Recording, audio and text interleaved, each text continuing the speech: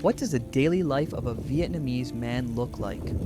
Hi everyone, I'm Heap, a father who just decided to leave Hanoi after 12 years to move back to my roots, living on a modest budget.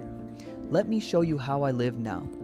I recently walked away from an apartment in a high-end complex in Hanoi. It was a massive decision, leaving behind the life I built over more than a decade. As I packed, my neighbors stepped in to help me move my belongings.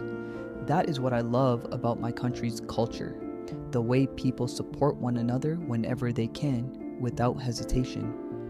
In Vietnam, we often chase skyscrapers, forgetting that true happiness sometimes lies in having your feet firmly on the ground. For 12 years in the city, I had everything except time for myself and my daughter. In the city, my day used to start at 8 a.m. with a loud alarm and a frantic rush to beat the clock. But here in the countryside, I wake up at 5 a.m. It's not an alarm that wakes me, but the natural light filtering through the wooden shutters of my old family home. After a quick wash, I take a slow walk to the end of the alley. Look at this. This is my breakfast.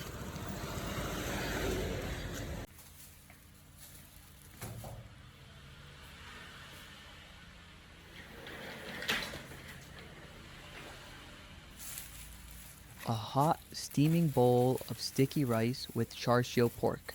It's fragrant, packed with savory meat and fried shallots. Do you know how much this cost? 15,000 Vietnamese dong, which is about 0.5 US dollars.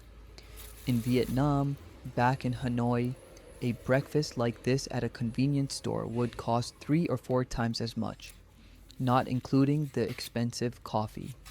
Here, $50 is enough to fuel my entire morning. The simplicity of the countryside begins right here, with a small box of sticky rice on a street corner.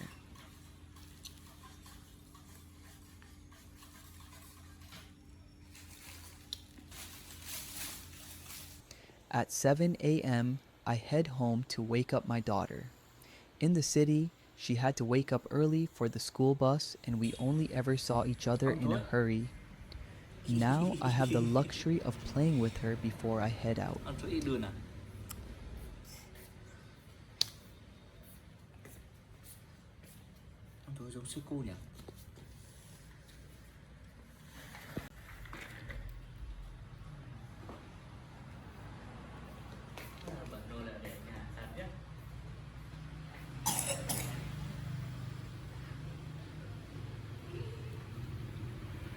By 8 a.m., I put on my shirt and head to the office. My job is still the same: numbers, reports, and deadlines. But the difference is the commute.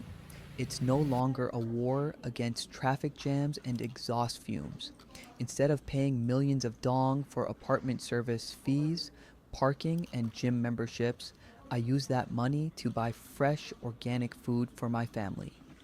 In the village, invisible costs are almost zero. 4:30 p.m. The sound of the office bell marks the moment I shed all my professional stress.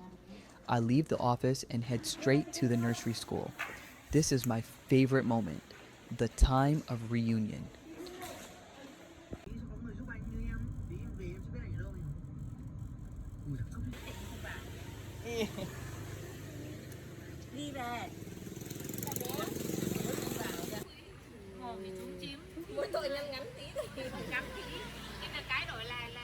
We ride home together on an old bicycle. In Vietnam, the village roads in the afternoon always smell like straw and wood smoke. I pedal through the fields, teaching my daughter to fold her arms and greet the elders in the village. In the city, children's entertainment is an iPad or an indoor playground. In the countryside, her entertainment is the cool breeze on her father's back and stories about her grandfather, a heroic pilot who once mastered the skies.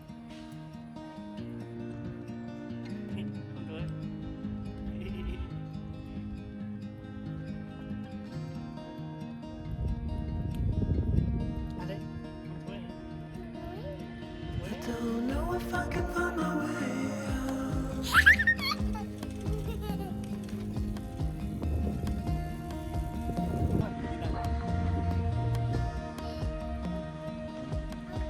I'm stuck in a prison of doubt. In this torsion,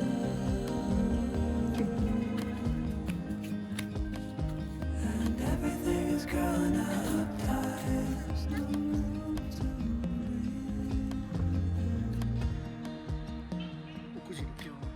After picking my daughter up and wandering through the village paths, we returned to the dinner table prepared by my mother. To us Vietnamese people, rice is more than just food. It is the soul of our culture and the thread that binds every family member together. In Vietnam, we are raised on these ivory white grains. You might see towering skyscrapers in Hanoi, but in every kitchen, a bowl of rice remains the most essential thing. Today, I'm hand feeding my daughter. In the city, I used to rush her, urging her to eat quickly so I could get back to work.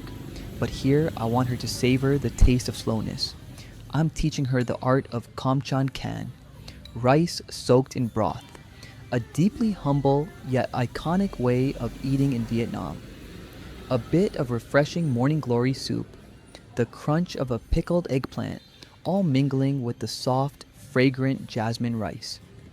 It's not just a combination of ingredients, it's a taste of home, of the purest things from the motherland. Watching her happily take every spoonful I feed her, I realize a simple truth. Sometimes a man's greatest wealth isn't found in lavish banquets. It's found in sitting on an old woven mat, caring for his little girl with the simple gifts of the countryside. In the city, a fancy dinner can cost millions of dong. Here, a simple bowl of rice and broth filled with love brings a fullness that satisfies the soul. I sit by myself looking at my spending for the day. I spent only a few dollars for a day full of laughter. Leaving Hanoi after 12 years was painful, but seeing my daughter smile and feeling this clarity in my soul, I know I made the right choice. Happiness isn't about how much you spend, it's about how free you feel with the money you have. I'm Heap. Thank you for listening to my story of returning home. I'll see you tomorrow morning.